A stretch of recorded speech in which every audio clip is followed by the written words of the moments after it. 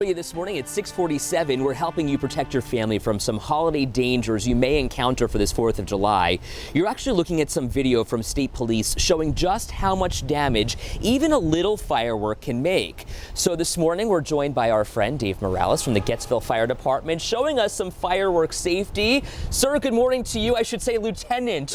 Good morning to you. Good morning, Ed. Thank you for being with us this morning. The number one thing I want to talk about is fireworks are not a toy. Okay. I know that a lot of people give their kids sparklers, and that's something they wave around. Are you giving your kid a sparkler? That's the number one thing you want to avoid, because these things, sparklers can burn at 1,000+ degrees. Wow. Okay, so when we light them, when you light them, you never want to face anything towards anybody, never yourself like that. So you obviously want to try and light them. It's a little wet out here today, so if you want to try and I don't think. Oh, here we go. I got one, I think. You got yours? All right. Well, let's try. Well, anyway, so sparklers are cause about a quarter of all of the injuries around the 4th of July season.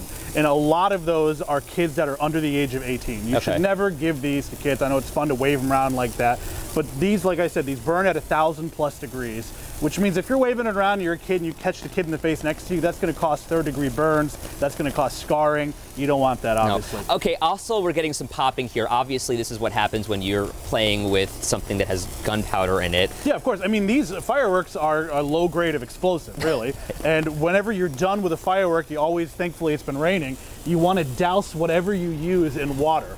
Any debris, any of the done fireworks. You don't want to throw away hot embers, any hot debris, because you're going to start a fire in the garbage. I've seen that several times. Okay. Now, other fireworks you have, now that fireworks are legal in New York State, and you want to check your local county level to see if there are other, but you want to check the packages, because they allow what emits a sparkling device is what it's called. Okay. And so this is what you see. It's a lot of, you put it on the ground and you send it off. Nothing that goes up into the air, nothing that explodes. Let's be honest. I mean, you can buy these at a 7-Eleven or any of those roadside you see those stands. Tents. If you ever have any questions, these are what you can buy at those roadside tents. Erie County does have a list of authorized dealers and sellers that you can get these Okay, so when you're lighting something like this is something that you also have to be really careful with. There are any number of little what are they called?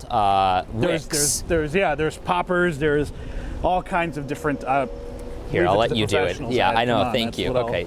So again, Dave. You never want to do it near anybody. You don't want to have kids nearby you. This is what you're going to see, things like this. Anything in New York State is not going to be flying up in the air. If you want to see that kind of stuff, you're going to want to leave it to professionals. They're going to have the best kind of stuff. That's what we always suggest, is leave it to the professionals. This isn't going super high. No, of course not. But you really don't know what's coming next. So I guess the idea is to get away. According to the National Fire Protection Association, they say that about 20,000 fires a year are started by fireworks.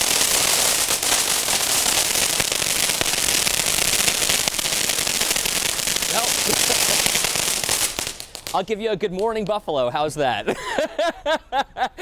Like I said, I had no idea what exactly was going to come next. And if you're standing super close to that, you're going to get hurt. Oh, yeah. You want to back away as quickly as possible. You want to have a nice open space. You don't want to have anything what we call exposures that could start on fire, whether it's dry grass, trees, anything like that. So really, there's a number of safety tips that you want to follow. Again, you never want to have your children handling fireworks. You never want to be under the influence of alcohol or drugs. You never want to light them indoors. This kind of seems like absurd to be telling this, but some people have tried this. Yeah. We've seen that before. Well, let's face it. I mean, we know a lot of people are going to be having some 4th of July parties and using those kind of devices. What we're hoping is that people are just safe. Exactly. That's the number one thing. Leave it to the professionals. If you want to see the big booms, leave it to the professionals. Lieutenant Morales, it is a pleasure seeing you, my friend. Well, Ed, I want to thank you for helping me show these people about how safe.